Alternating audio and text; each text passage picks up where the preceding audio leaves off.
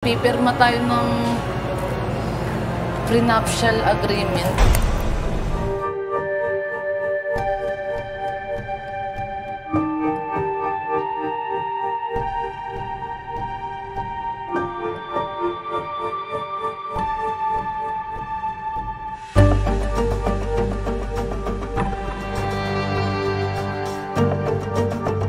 Means whatever income and properties during the marriage, yun lang magiging conjugal.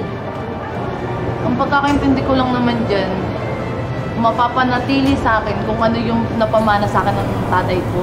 Ang prenuptial agreement o marital settlement or marriage settlement, ito yung nakalagay sa batas, specifically sa Article 1 ng Family Code, na nagbibigay ng option o choice doon sa mga gustong magpakasal na magkaroon ng kasunduan tungkol sa mga personal or individual properties nila.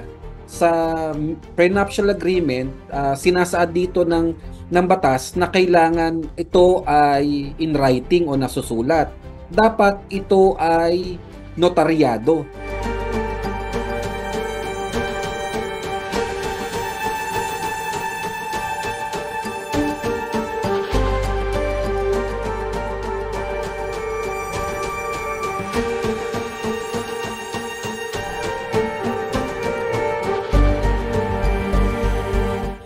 Yung property na sinasabi natin dito, real tsaka personal property. Real property, ano yung mga yan? Yan yung mga kalupaan. Diba? Yan yung mga house and lot, mga lote, mga condominium units na kadalasan syempre may malalaki yung value o halaga. Personal properties naman, ito yung mga pagmamayari na pwedeng bitbitin tulad ng mga jewelries or mga works of art.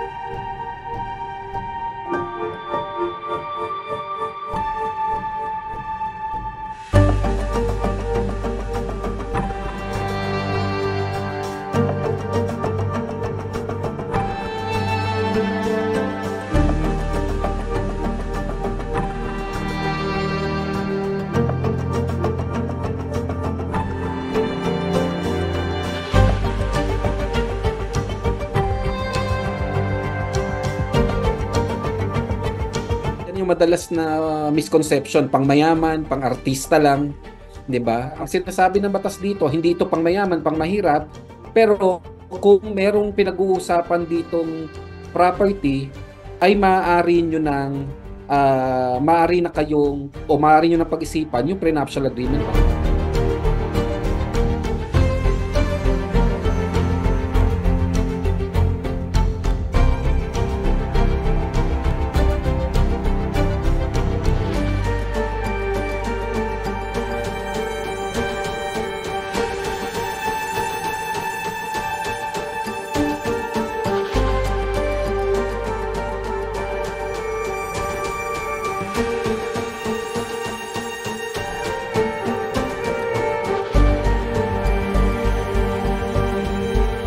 Sinasabi lamang ng batas dito ay ito ay isang paraan para ayusin, kumbaga plantsahin ang relasyon ng mag-asawa sa issue ng pagmamayari bago pa man sila ikasal. Kasi sa maraming pagkakataon, yung mga issue tungkol sa pera o sa pagmamayari ng lupa, yan may mga pagkakataon na kapag kasal na, isa sa mga unang pinag-aawayan yan.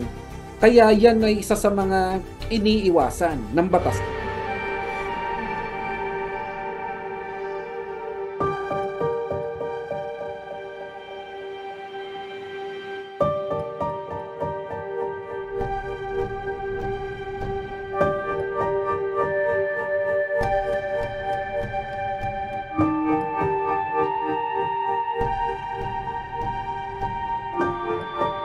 Sa ngayon, wala kaming nahawakan na annulment case ng isa sa mga naging rason ay yung pagkakaroon ng prenuptial agreement. Ako, personal, bilang abogado at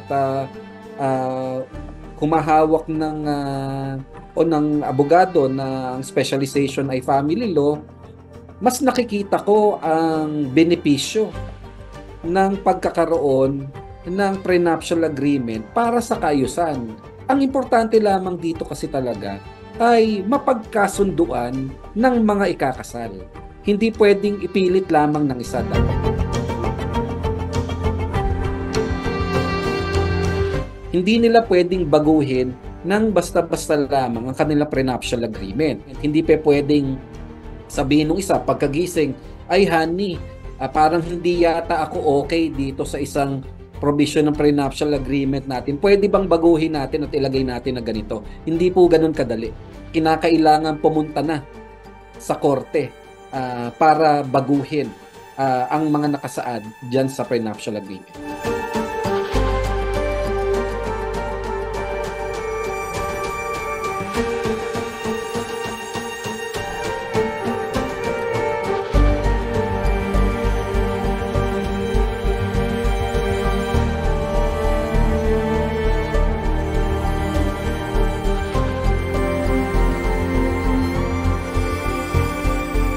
Kapag ang prenuptial agreement ay nangyari dahil sa panloloko, fraud, o kaya naman pamimilit sa isang partido at o deception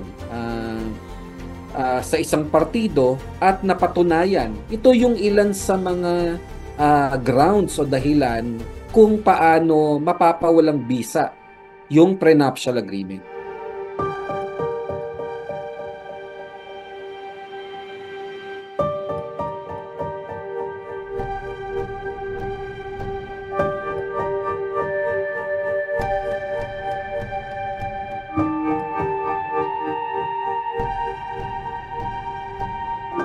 Malamang dahil na rin sa kultura natin na hindi tayo mahilig sa ganyan. Sama kasi sa kultura natin ng mag-asawa, papasok ng patas sa isang marriage at sila naman ay magbubuo ng pamilya, bibili ng mga properties na silang dalawa. Kumbaga, conjugal effort ito.